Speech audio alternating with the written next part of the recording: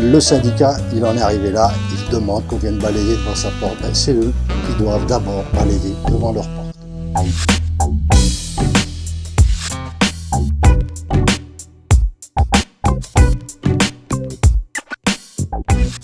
Bonjour, le droit de retrait, dernièrement, il a été bafoué. Alors, vous savez qu'un de nos collègues s'est retiré parce qu'il n'y avait pas de radio, il s'est senti stressé, et je rappelle que le texte de loi dit qu'il suffit qu'il pense qu'il est en danger. Donc, il suffit de penser, de ressentir. Donc, ça a été le cas. Il a exercé son droit de retrait, pas de radio, complètement largué. Hein. Et le lendemain, vous vous souvenez certainement que le matin, plus personne n'est sorti parce qu'il n'y avait pas de radio. Et là, soi-disant, le syndicat avait donné l'ordre. Je rappelle que le droit de retrait est individuel. Un syndicat n'a pas le droit de faire exercer le droit de retrait, ni même de vous y inviter. On vous informe de votre droit individuel. Seule la direction est en droit de faire revenir tout le monde parce qu'il y a un danger réel. Okay ? Le salarié, lui, tout seul, il est en droit de sentir le danger et de se mettre en retrait.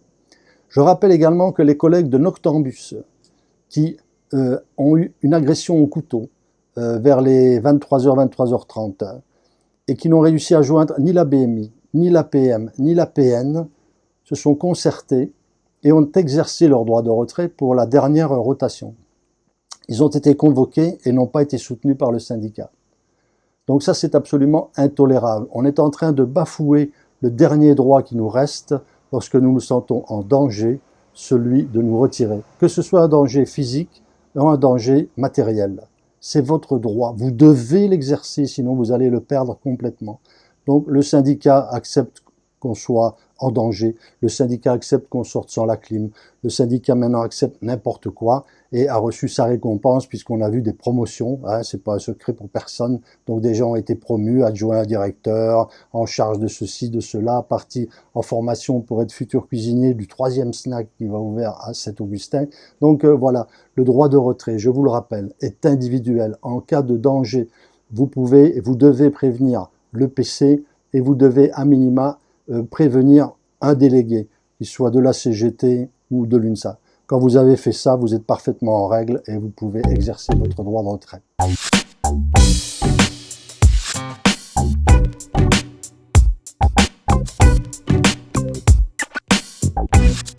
C'est vrai que je reçois des SMS. Bon, quand je roule pendant plusieurs heures, j'ai pas le temps de consulter tous mes SMS.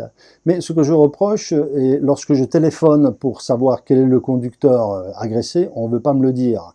Une fois sur deux, on me dit « Ah, ça c'est, je peux pas te le dire, etc. » Et si, il faut le dire. Pourquoi vous le dites à une marque rouge et vous refusez de le dire à une marque bleue? Ok, ça c'est une certaine forme, comme je dis toujours, de racisme, que vous pétez les plombs si je parle de ça, oui. Qu'on n'aime pas les rouges ou les bleus, ça c'est une certaine forme de discrimination. Donc vous devez nous dire la même chose que ce que vous dites aux autres, de telle sorte qu'on puisse intervenir. Là j'ai appris dernièrement que avait été agressé sur la ligne 16, je savais qu'il y avait une agression sur la ligne 16, mais je ne savais pas qui c'était.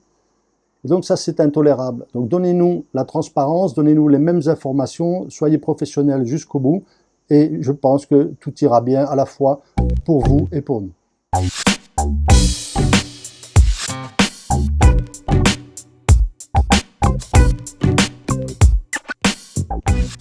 J'ai reçu pas mal d'appels, qu'est-ce qui se passe avec IST, etc. Donc IST était un modèle complètement dépassé. Pour ceux qui connaissent, c'était la première mouture de Joomla numéro 1, donc c'est-à-dire c'était la 2 chevaux de 1947 ou 48, et ça pouvait plus du tout tenir la route. Donc il a fallu muter, transbahuter tout ce qu'il y avait à l'intérieur. En même temps, j'ai reçu, entre guillemets, les félicitations du webmaster parce qu'on a 490 000 connexions rien que sur la page de garde, plus les autres pages. Donc on voit bien qu'effectivement, il y a une fréquentation d'IST. Donc il y a eu, c'est vrai, pendant 3 semaines, il y a eu un peu de laisser-aller et surtout l'absence d'IST. Donc je rassure nos amis de la fausse opposition qui disent vous êtes déjà en train de tomber, on tombe pas, nous on se réorganise, on te construit un truc beaucoup plus gros, plus performant, etc. Donc, tu as vu le nouvel IST, on peut le Facebooker, on peut le tweeter, et donc tout ça va s'améliorer. Et il y a même maintenant des nouvelles personnes à l'intérieur qui vont se mettre aussi à écrire sur IST. Ça, j'y tiens absolument pour préparer la suite.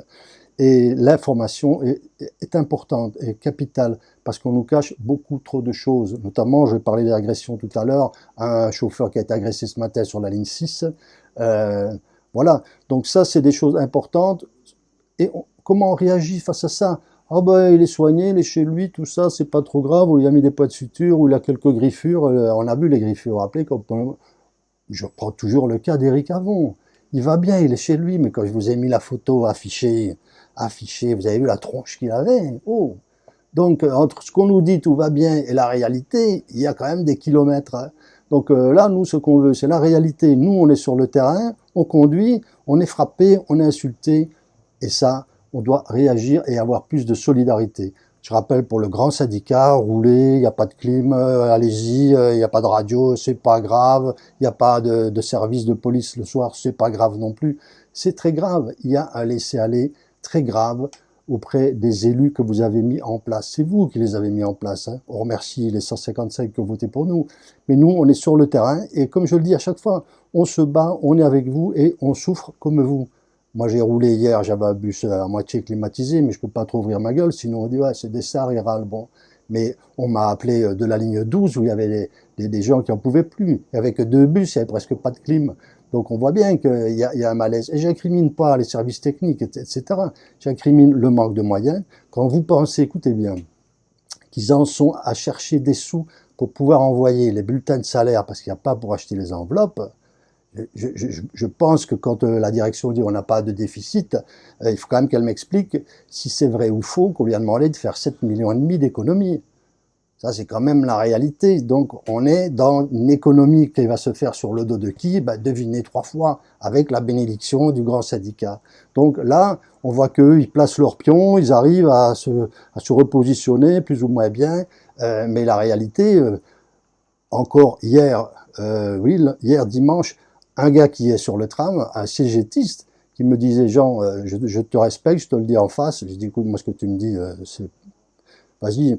Donc, je te respecte, mais franchement, on part en couille. Donc, ça y est plus du tout. J'ai dit, écoute, parle-en à ton syndicat. Ouais, ben, il n'écoute pas. Ben, s'il n'écoute pas, tu fais comme certains, tu t'en vas, et puis tu fais autre chose. Tu montes une nouvelle crèmerie ou tu nous rejoins, peu importe. Mais donc, on est dans une bagarre où nous, les salariés, la 5e roue de la charrette, qui sommes les plus nombreux, c'est nous qui faisons tourner la baraque et on doit réagir, ok?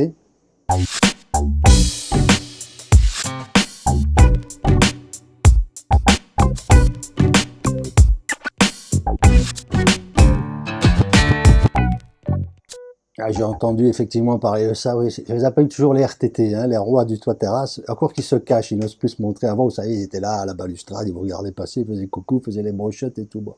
Donc ils ont reçu les ordres de se cacher. Je sais pas où ils ont caché le truc à brochettes, mais bon.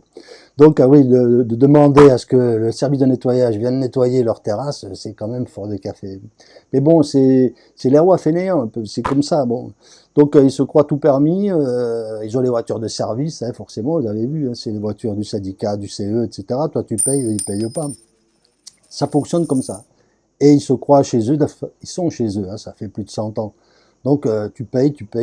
Mais la grosse question qu'on posera, c'est à qui retournent les 2 400 000 € du CE, plus toutes les cotisations individuelles?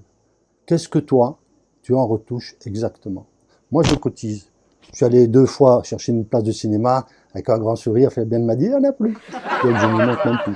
Je cotise pas pour le salaire de Fabienne, quoique j'y participe. Mais je cotise par respect pour les enfants des Traminots.